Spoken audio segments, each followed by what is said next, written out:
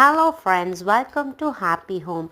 இன்றைக்கி நம்ம white sauce pasta தாங்க பார்க்க போகிறோம். அதுக்கு தேவையான அளவு பாஸ்தாக்கு தேவையான அளவு தண்ணி ஊற்றி கொஞ்சம் உப்பு போட்டு ஆயில் போட்டு கொதிக்க வைக்கணும். ஏன்னா ஒன்றுக்கு ஒன்று ஒட்டாமல் இருக்கணும். இந்த பதத்துக்கு நல்ல அமுத்தி பார்க்கும்போது நல்லா வெந்திருக்கணும். அதுக்கப்புறம் நல்லா ஃபில்டர் பண்ணி ஆற வச்சுட்டு இதுக்கு ஒரு சாஸ், அதுக்கு பட்டர் கொஞ்சம் போட்டு ஸ்லைஸாக கட் பண்ண பூண்டை ஆட் பண்ணிவிட்டு மைதா 2 ஸ்பூன் போட்டுக்கணுங்க. இந்த மாதிரி ஆனோடனே நமக்கு எவ்வளோ சாஸ் தேவையோ அந்த அளவுக்கு பால் ஊற்றிக்கணும். ஊற்றி நல்லா நம்ம கெட்டி சேர்கிற வரைக்கும் நல்லா கொதிக்க வைக்கணுங்க. அதுக்கப்புறம் இதுக்கு தேவையான அளவு உப்பு போட்டுக்கணும். அப்புறம் வேக வச்ச பாஸ்தா போட்டுக்கணும். நல்லா அதுவும் இதுவும் நல்லா மர்ஜ் ஆகி நல்லா ஒன்றுக்கு ஒன்று நல்லா வந்ததுக்கப்புறம் குருமிளகு பொடி போட்டு இறக்க வேண்டியது தான். அதுக்கப்புறம் குழந்தைங்களோட வச்சு சாப்பிடுங்க. நான் இன்றைக்கி என்ஜாய் பண்ணுறேன், நீங்களும் என்ஜாய் பண்ணுங்கள். பாய்.